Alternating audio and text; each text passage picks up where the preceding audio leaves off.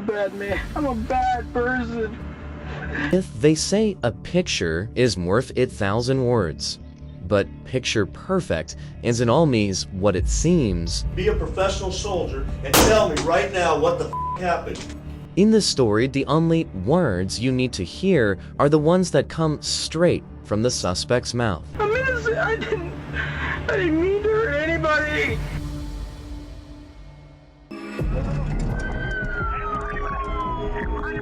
The penalty is death. Get your family out of here. Why me? I will have my attorney call you. So unbelievable.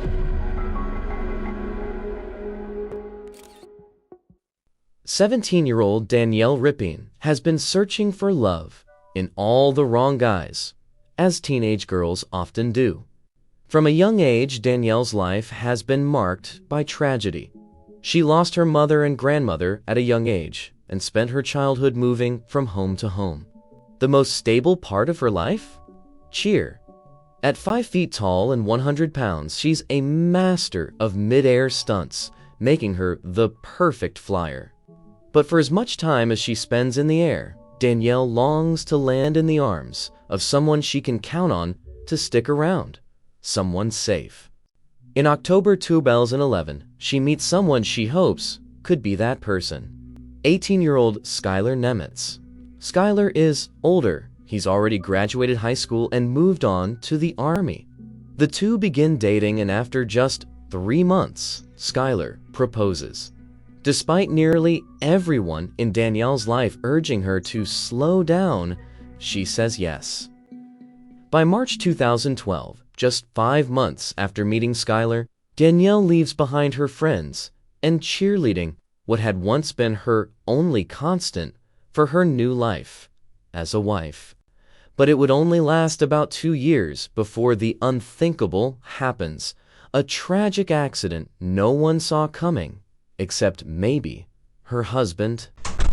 We gotta figure out exactly where you were standing, where the bullet struck your wife, why it did, all those things. It's not all adding up to the physical evidence right now. The trajectory. What kind of story like this would add up? On October 16, 2014, now 20-year-old Skylar Nemetz returns home to his wife after 3 weeks away at battlefield training. He celebrates his homecoming with a glass of Fireball and Red Bull. I don't really drink that much at all, like ever. And she got me some cinnamon shit. I literally had like a little, like it was like probably like a glass like that big around, like that tall, like a regular drinking glass. And it was probably like that much, and I poured filled the rest with Red Bull because I was really tired. But I didn't want to go to sleep because I want to talk to her so much. I remember I drank that, and that's all I drank. So you've been gone since the 27th, so about 3 weeks. Yeah. And you hadn't seen each other for 3 weeks, and you sit down and eat some pizza and have a little shot, and then she gets on her computer and does some work. Yeah. After being away from each other for 3 weeks. Yeah, I mean, I told her, yeah, you go ahead and work, because when I told her like work an hour or two, because she gets paid for that. So I was like, yeah, go ahead and work for an hour or two. I'm gonna watch this movie. I'm gonna eat. I'm gonna hang out with my hound dog. I got a hound dog that I'm absolutely like I'm glued to. Danielle is working in the office while Skylar watches a movie in the living room. At some point, Danielle leaves the office to go into the bedroom, where she's been keeping the custom AR-15 Skylar gave her for her 19th birthday. So when you walk in the front door, there's this spare bedroom that has the computer in it, and there's the other bedroom that has just our Cali King bed in there. She keeps it in the closet on her side, hidden when I was gone. She put it in there, I don't know, I think it was just sitting there on her side of the closet. And then, but you went and got it and brought it into the computer room? No, she brought it into the computer room. You saw her? it? Like 30 minutes before, she brought it in the computer room and was like, hey, can you just put this away? How many firearms do you have total in the house? They're not all mine. Well, how many, I'm just curious as to how many you have there. Even if they're not yours, how many firearms are in the apartment? 14. 14? Skylar grew up around guns and is considered by many to be an enthusiast. He has an array of assault rifles, hunting rifles, handguns, and shotguns. He's received military training in the use of rifles, and he's knowledgeable about how to store them. Skylar says he abides by his mom's rule: always in loaded, always in a safe. So are they all locked in a safe, or? Yeah, they're always They're always locked I have in a a Cabela safe. They're always locked. I keep the ammo separate. He doesn't admit from the room, but in October 16th, and doesn't. She took it from the bedroom, Uh-huh. put it there's a blue blanket on the spare bedroom where Okay. the computer is, on the spare bedroom bed. She put it on that. She said, "Hey, can you put this away?" Okay. I didn't think much of it. I just said yeah, and then not till 30 minutes later, I was like, "Oh, okay. Well, she doesn't need it anymore. I'm gonna go put it away." That's when Skylar walks back into the office, picks up the AR-15, and shoots his wife in the back of their head at close range. The bullet enters the back of her skull, exits through her face, and penetrates the computer screen in front of her. My wife is dead. My wife. Hey! Hey! Hey! Skylar doesn't call the police, but he does put Danielle's rifle back in the closet. Meanwhile, a neighbor dials 911 after hearing a gunshot and screaming from inside Skylar's apartment. Police arrive on scene to find Danielle's head slumped over her right shoulder. Her work notes written just minutes before lay on the desk in front of her. Blood pools on the floor beneath her. They immediately handcuff Skylar and escort him into the back of a squad car. He doesn't know it yet, but his backseat behavior will become infamous among armchair detectives, behavioral analysts, and homicide investigators. I'm a bad man. I'm a bad person. I'm so bad. My mom, my dad, I'm so disappointed in me. According to Skylar, he didn't mean to kill his wife. This was all just a big misunderstanding. Why me? I love my wife so much. Why me? I love my wife and my life. I love my dogs. I love everything. Police aren't so sure. This kind of stuff is supposed to happen to people like me to her. No, you're right, it's not. Right after the fire, the gunshot, I was freaking out. I didn't know what the You have 15 weapons in your house. You're pretty familiar with weapons, right? Yeah, I've been shooting weapons since shot my first weapon when I was 4 years old. I've been firing weapons my entire life. I've been hunting my entire life. So you understand how they work. Yes, I do. Skylar is no stranger to owning and operating firearms. In fact, his military training makes him a professional. He even taught Danielle how to shoot and enjoyed taking her to the range. That's why he bought her the AR-15 for her birthday.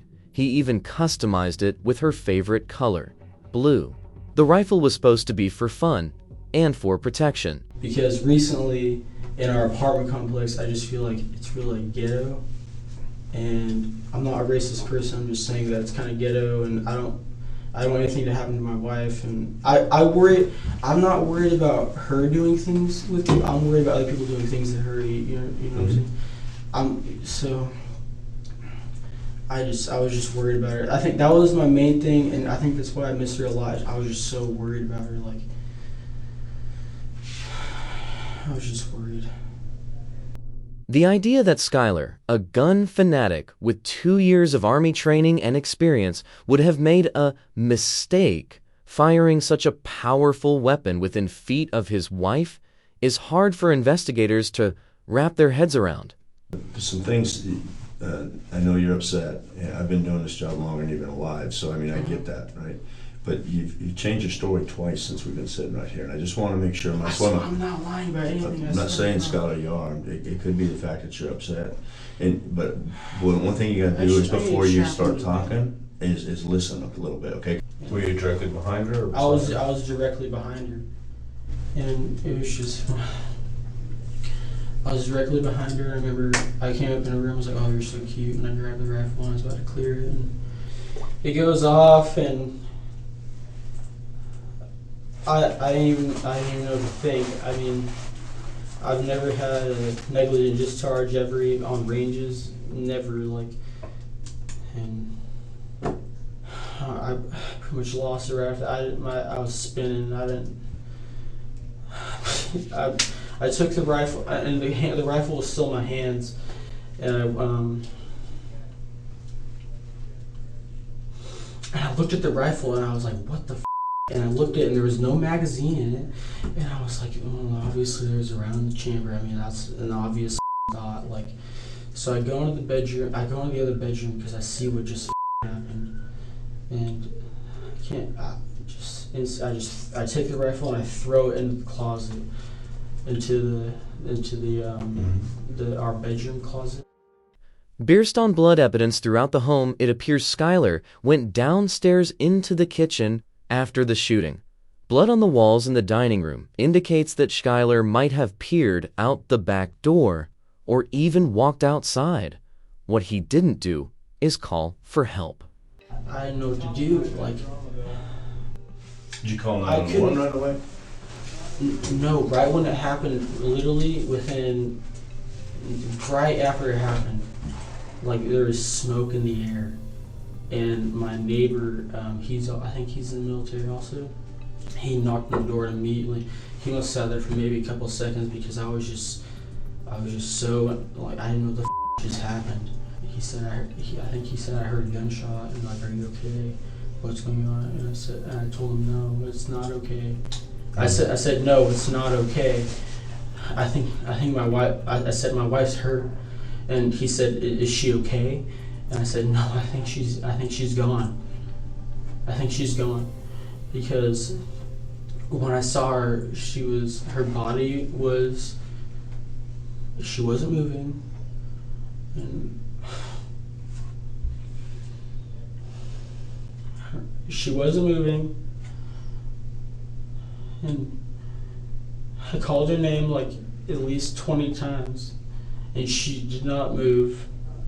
And I went and grabbed her, and I tried to hug her. Doug, that can't be true. If Skylar tried to hug Danielle or grab her in any way, he surely would have more blood on him. The amount of blood on the floor and the arm of the chair Danielle was sitting in confirms that there is a small amount of what appears to be blood spatter on his shirt. His face, arms, and hands, parts of his body that would have likely come in contact with blood had he hugged Danielle, were clean. I tried to hug her and I was saying her name and nothing happened. I remember I grabbed her and I put her face in mine and I said, Danielle, Danielle, Danielle, Danielle. And I don't know what, I wouldn't cry. I remember I just thought to myself, I'm such a bad person. I'm such a bad person. And I'm not even crying. And I was just saying to myself, I'm evil. I'm evil. Skylar's focus on his own reaction, rather than to Danielle's death, strikes investigators as strange. For someone who's repeated over and over that he loves his wife, his behavior is about as suspicious as the physical evidence. And his strange behavior began before he ever arrived at the station. Why me? I love my wife so much. Why me? I love my wife and my life. I love my dogs. I love everything. I love my wife so much. She's everything. Hey! Hey! Oh my God. Hey! I need to know about my wife. What? I need to know about my wife. Okay, we'll fill you in the more we know, okay? But suspicious behavior alone isn't enough to determine the shooting wasn't accidental like Skylar claims. Crime scene technicians, forensics experts, and firearms examiners evaluate the evidence and find that Skylar's story isn't adding up. Your story doesn't make sense and you hear it for the second time and we bring something up, you change the story. Starting with one of the very first details he gives investigators, that he was watching a movie before going into the office to get Daniel's rifle. Okay, was there anybody yelling inside before the gunshot happened? No.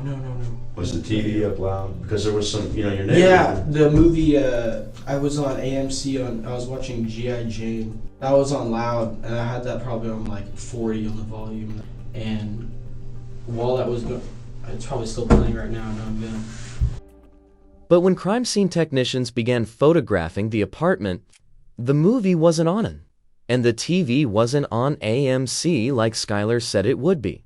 It was on Fox News. There's little evidence that Skylar or Danielle spent any time in the living room. There's no food or drink where Skylar says he was eating pizza. No plates, napkins, or cups either. And blankets are folded on one of the couches. The only things out of place appear to be Danielle's wallet and its contents, and a piece of scrap paper with a few names written on it, possibly for Danielle's work. Investigators rely on forensics to learn the truth about what happened to Danielle, and the tests just aren't supporting Skylar's version of events, especially when they consider the way he says he was holding the rifle when it went off. So I remember how it went off. I hit it on myself. Mm-hmm. Was your finger on the trigger? No, I can't remember if it was or not. I don't think it was. You don't think it was because you don't want it to be, or because in fact? Probably because I don't want it to be, but it might have been. Yeah. It might have been, even though I don't want it to be. I f***ed up. The trajectory of that round doesn't match up from the entrance to the exit wound. Doesn't add up to what you told us. Okay, so I want to make sure, what it says is it doesn't add up to what you told us. So what I want you to do is make sure you're telling me the right thing. Yeah. If you saw that you're a gun dude, man. You got gun parts there. You can build an AR. When that round went off, I thought it was on my thigh. I think it might have even been on my breast or my shoulder. I don't know. I remember that round went off. I know. Don't. When you give me that look, it makes me unsure myself. We gotta sit there and we gotta make sure. So we've gone through a couple different things. It was on your thigh, it was in your chest, and that might have been on your shoulder, your finger was on the trigger. Yeah. And you and I both know guns don't go off unless your fingers wear. No, I'm totally, yes. Right. Yes, something's got to pull that trigger to make that gun go off, right? Not always. I've heard them force me off if you hit the stock pretty hard. If you hit the stock pretty hard. I've heard of them going off. But it has to be something harder than a thigh. It has to be hard ground, concrete, right? It wouldn't just go off from being slammed into your shoulder, right? I don't know. I mean, so, I told you about the alcohol I drank. Just listen to me for a second, okay? I want you to focus on this because when I start talking about something, you want to change the subject, okay? So I want you to think about this, okay? And think really hard. Was the gun on your shoulder and was your finger in the trigger well? Did you pull it up here and you were going like this? I was not aiming down the sights. I know for. Well, no, I'm not saying you're aiming it. You know how you hold the gun like this? It's already, right? Yeah. Racked around now, right? So, I mean, could that have been how you were doing it? Can you remember? Or were you doing it down here? Or down here? I think it was on my shoulder. It was on your shoulder? Yeah. Okay. But I know the magazine was not in the weapon. The magazine wasn't in the weapon. Well, there was a bullet in the chamber. That's obvious. And so this is the thing. Attack me with this. No, I'm not attacking you, man. I understand that, son, and I'm trying to figure out why. But between the tidy crime scene and Skylar's changing story, investigators believe he's holding the truth close to the vest. If you're just really mad and you pointed the gun and you pulled the trigger out of just a fit of passion or rage, that's one thing. But to sit there as a professional soldier and lie to me, that's another thing. That makes you two categories. One guy that had a split second of a stupid mistake or of anger versus a guy that's a calculated murderer. And I want to figure out which one of those you are. I'm not a murderer. Okay, so this is the facts of life, son, is that, Skylar, your wife is gone. Now, what I want to try to figure out is if you intentionally shot her in the back of the head, or if it was an accident, or if you were just really pissed off and you were saying, damn it, and you had the gun right there, and you're 5 feet away, and you pull the trigger, and then you go, oh, now what did I do? Mm-hmm. And I want to figure out what happened. The weapon, I'm almost, okay, I think it was on my middle of my chest or my shoulder. It was up high, okay? My hand, it might have, I don't remember if it was, that's the thing I do not, I think it was most likely it was on the trigger, because that went off. Were you playing with the gun and you just pull the magazine out and you go click because you thought it was going to go click and it went bang? Is that the difference? Is that what we're talking about? Yeah, it went off. But despite admitting he pulled the trigger, Skylar still insists that he didn't know there was a bullet in the chamber, a version of the story that might be even less believable than the ones before.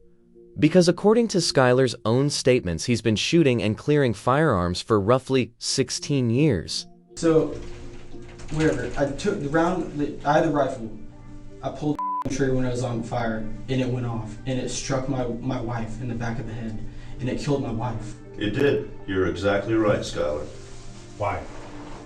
Why what? Why did you have it pointed at her head and pull the trigger? I don't. What's the number one firearms rule? All firearms always loaded, right? I know, and. So what was your thought process for having the gun pointed at her head and pulling the trigger? You said that you intentionally pointed it at her head, and I missed that. In this room, and it's on video, saying that you intentionally pointed the rifle at her head. I didn't intentionally point at her head. It was in the direction, and I wasn't paying attention to what direction. I knew I was behind her. I knew that she was sitting at the desk, okay?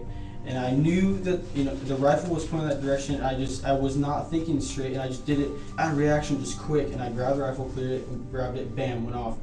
And I did not intentionally aim at her head. Let's stop right there. Okay. Bam, it went off. You shouldered the gun, put it to the back of your wife's head, and pulled the trigger, and she died. On purpose. Did you not? I don't know why you would. That's why I'm asking you. That's why we're sitting in this interview room. That's why we're talking. Skylar doesn't tell investigators why he pointed the AR-15 at the back of Danielle's head. Instead, he asked if he can demonstrate how he did it. The bed was right here. I grabbed the weapon. I picked up the weapon. I went like this. I took the magazine out. I put it on the bed. I put it on fire, and I pulled the trigger. And it went off. And it was on my shoulder. It was on my shoulder. It was on my breast. It was up high. It was around here. I don't know why I thought it was on my thigh, but that was just... You didn't think it was on your thigh. You thought the story sounded better, Skylar. I'm not a stupid guy, and I don't want to be treated like I'm stupid. Arguments like this one, where Skylar tries to control the narrative, may not be new to him, according to Danielle's friends and loved ones. On a Facebook page called Justice for Danielle Ripien, Danielle's family and others who knew her alleged that her relationship with Skylar may have been abusive. One group member says early on in the relationship, Skylar would stop Danielle from seeing friends. Another member says she didn't see Skylar act controlling, but she did notice something strange about their apartment. There was no sign that Danielle actually lived there. Gun magazines, alcohol, and 15 firearms had their place in the home. But when it came to things Danielle might have enjoyed, like art or home decor, money was apparently too tight. One of Danielle's co-workers claims Danielle had to ask Skylar for permission to make purchases, but it looks like Skylar was okay with setting money aside for more firearms. Let me tell you this, Skylar. Sit your ass down. This is my house. You put a gun to your shoulder and you pulled a trigger with a gun aimed at the back of your wife's head and you killed her. She's dead. That's a tragedy. That's a tragedy. My biggest concern right now is this a tragedy by accident or did you intentionally shoot your wife? And that's what we're going to find out. And I'm going to tell you, if I find a letter or anything in there that indicates that she was having an affair, it don't look good. So stop the don't say I initially thought. Don't lie to me, man. I've been doing this job for 25 years. People lie to me every day. I am a human lie detector test. Stop lying. Investigators know there's more to the story because there's a critical detail Skylar has yet to mention: the aftermath. Why would you go outside and I have a written statement saying that you went outside and you told your neighbor that she was cleaning a hunting rifle and I didn't say she was cleaning anything. two statements, your neighbor. They said it on the scene and they came down here in a room similar to this and said the same thing. Were you trying to cover up from a up? No, I was. She was not cleaning. She was on her our iMac on Granite, whatever her work that she works with. Okay, she was not cleaning anything. I was not cleaning anything. I got her from the couch that I was watching the TV from. I went to go get the weapon. I was gonna unload it and put it in my safe. I took the magazine out. Apparently it was around the chamber, and I did not charge that weapon ever.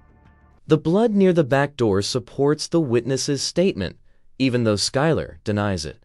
And a full search of the apartment reveals that the gun wasn't the only physical evidence Skylar may have attempted to hide.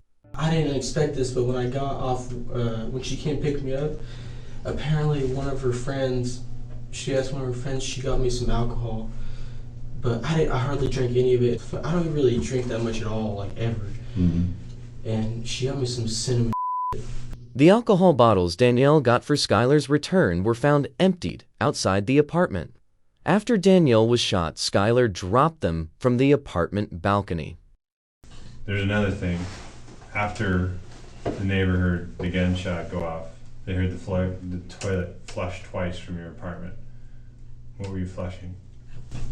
The alcohol I had. She got me that Fireball, and I just was really worried. I don't know why. I was really worried it happened, and Why were you flushing the alcohol?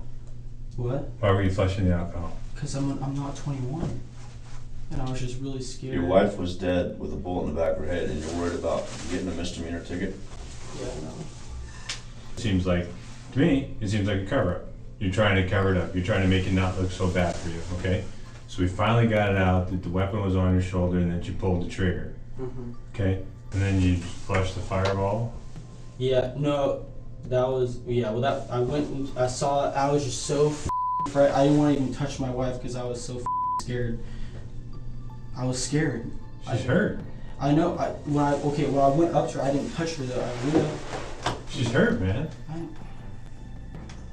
Investigators wonder if that was exactly what Skylar wanted, for Danielle to hurt, especially if he was hurt. Through text messages and interviews, police learned that Danielle had been hanging out with a friend from high school while Skylar was away at training. A friend named Jeremy. Could jealousy have been the motive behind Danielle's death?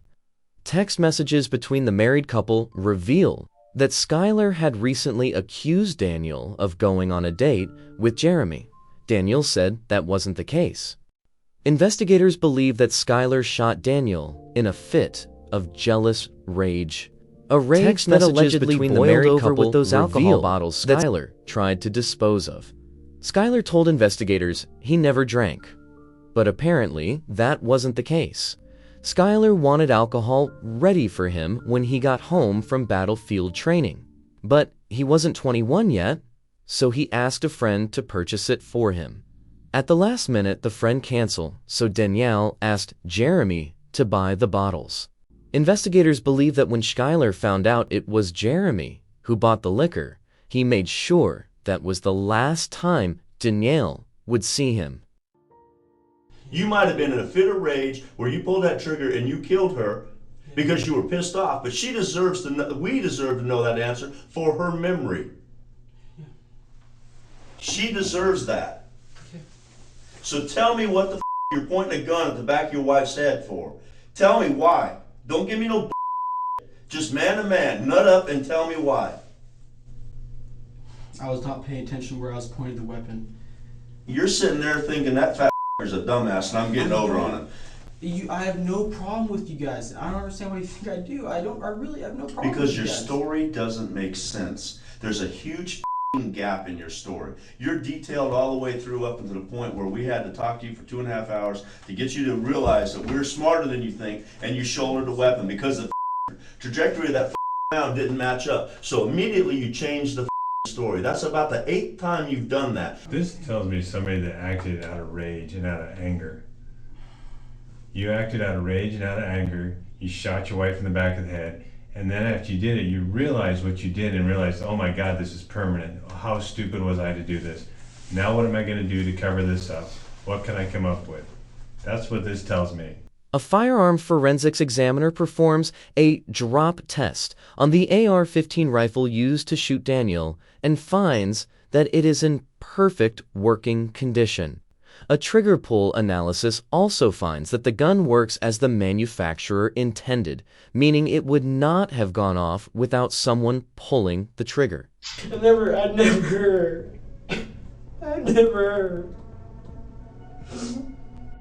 The firearm examination, the physical evidence at the scene, and Skylar's admission that he did pull the trigger led Tacoma detectives to charge 20-year-old Skylar Nemetz with first-degree murder. Nemetz's mom, Danielle Nemetz, who loudly and publicly proclaims her son's innocence, hires a powerful legal team to represent Skylar. Heller drains her savings and borrows enough money for Skylar to post bail on October 31st, 2014. In January 2016, Skylar's trial begins. 16 days into the trial, on February 11th, Skylar takes the stand. Did you see the gunshot wound? I saw the gunshot wound. Where did you see it? I saw it on the back of her head. Did you know she was dead? Yeah, I knew she was dead. A year and a half after Danielle's death, the prosecution questions him about his conflicting stories and details he omitted. A year and a half appears after Danielle's unemotional. You talked about how the weapon went off because you slammed it on your thigh. Remember that? Yes, as I was explaining this to the... Do you remember that, Mr. Nemetz? I remember saying that, yes, sir. Okay, you did say that, correct? I know I said that by viewing my video, yes, sir. After that, you went through the rest of what happened, but you never said anything in that initial accounting, that open-ended question of what happened, about going to get those bottles, correct? Yeah, not that I remember, sir. But that doesn't mean the jury will find him guilty. On March 3rd, the judge reads the verdict. Skylar Nemetz is found not guilty of first-degree murder. Instead, the jury finds him guilty of the lesser-included offense of first-degree manslaughter in the shooting death of Danielle. Skylar is sentenced to 8.5 years for the killing of Danielle and an additional 5 years for the use of a firearm to commit the crime. In total, Skylar Nemetz will serve 13.5 years in confinement. In 2018, Skylar filed an appeal, stating that there was insufficient evidence to prove that he was in fact armed. He also requests to receive credit for time already served. In 2020, Skylar filed a second appeal, stating that the court failed to consider his youth at the time of his sentencing. Skylar was 20 years old when he was convicted of manslaughter. The state of Washington denies both appeals, but grants Skylar credit for time served. Skylar Nemetz is now 31 years old, serving time at Coyote Ridge Correction Center. His earliest possible release date is in 2028. He'll be 34 years old.